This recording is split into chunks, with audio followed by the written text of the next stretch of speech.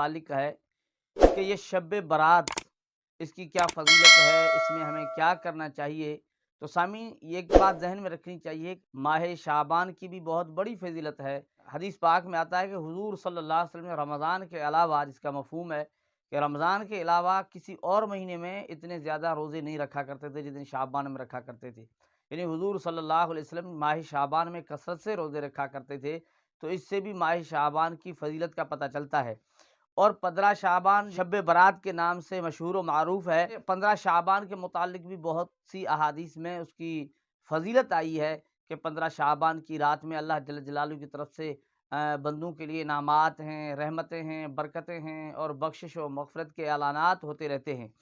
اور یہاں تک کہ طلوع فجر تک یہ اعلانات ہوتے رہتے ہیں کہ کوئی بخشش مانگنے والا ہو تو اسے بخش کر دیا جائے، رزق مانگنے والا ہو تو اسے رزق عطا کر دیا جائے، اور کوئی مصیبت و بیماری کے اندر مبتلا ہو تو اسے عافیت عطا کر دی جائے۔ غرض اس طرح کے اعلانات ہوتے رہتے ہیں نصف شعبان یعنی 15 شعبان شب برات کی رات میں اس طرح کے اعلانات ہوتے رہتے ہیں۔ اس طرح سامعین احادیث کے اندر آتا ہے کہ نصف شعبان کی رات اللہ جل جلالہ کی رحمت کی تجلیات دنیا آسمان کی طرف متوجہ ہوتی ہیں، اور اللہ جل جلالہ کثرت سے اپنی مخلوق کی مغفرت فرماتے ہیں، سوائے اس شخص کے جو مشرک ہے یا مسلمانوں سے دشمنی رکھنے والا ہے۔ تو اور احادیث کے اندر بھی اس طرح کی چیزیں آئی ہیں، اللہ جل جلالہ کے مغفرت کے اعلانات ہیں۔ اور اس ماہ شعبان کے متعلق سامعین یہ بھی حدیث کے اندر آیا ہے کہ رات کو قیام کرو، دن کو روزے رکھو، اور علماء کرام اس کے اندر یہ فرماتے ہیں کہ روزہ رکھنا کوئی سنت نہیں ہے، ضروری نہیں ہے، ہاں اگر کوئی رکھے تو بہتر ہے۔ اور سامعین اس میں ایک خاص بات جو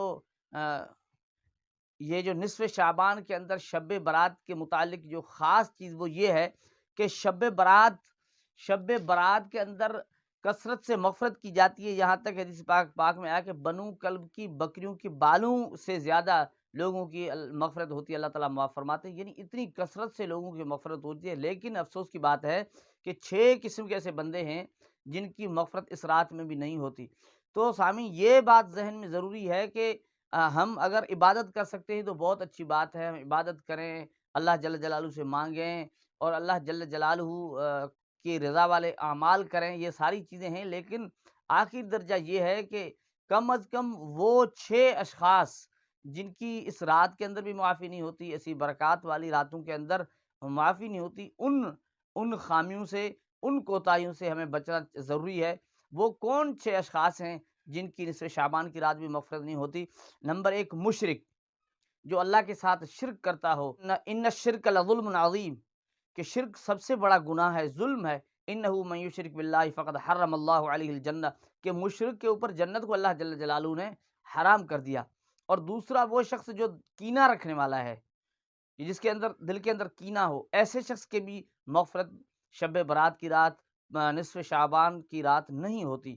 اور تیسرا وہ شخص جو قطع رحمی کرنے والا ہو، رشتہ داریاں توڑنے والا ہو، رشتوں ناتوں کو توڑنے والا ہو، تو ایسے شخص کی بھی مغفرت اس رات میں نہیں ہوتی۔ چوتھا وہ شخص ہے جس کی شلوار ٹخنوں سے نیچے رہتی ہو، تو اس شخص کی بھی اس رات کے اندر مغفرت نہیں ہوتی، شب برات کے اندر مغفرت نہیں ہوتی۔ اور پانچواں شخص وہ ہے جو والدین کا نافرمان ہے، تو اس والدین کے نافرمان کی بھی اس رات میں مغفرت نہیں ہوتی۔ اور چھٹا شخص وہ ہے جو شراب کا عادی ہو، تو ایسی بابرکت رات کے اندر بھی ان اشخاص کی مغفرت نہیں ہوتی، جہاں اتنی کثرت سے مغفرت ہو رہی ہو کہ بنو کلب کی بکریوں کے بالوں کے مقدار لوگ بخشے جا رہے ہوں، لیکن ان اشخاص کی مغفرت وہاں نہیں ہوتی۔ تو یہ ضروری ہے، انتہائی ضروری ہے کہ ان خامیوں سے ہم بچیں۔ اگر اللہ نہ کرے کسی کے اندر ان میں سے کوئی ایک خامی ہے تو اللہ کے ہاں توبہ کی جائے، اللہ سے مغفرت مانگی جائے، بخشش مانگی جائے۔ اللہ جل جلالہ ہمیں عمل کرنے کی توفیق عطا فرمائے۔ یہ ہے حقیقت۔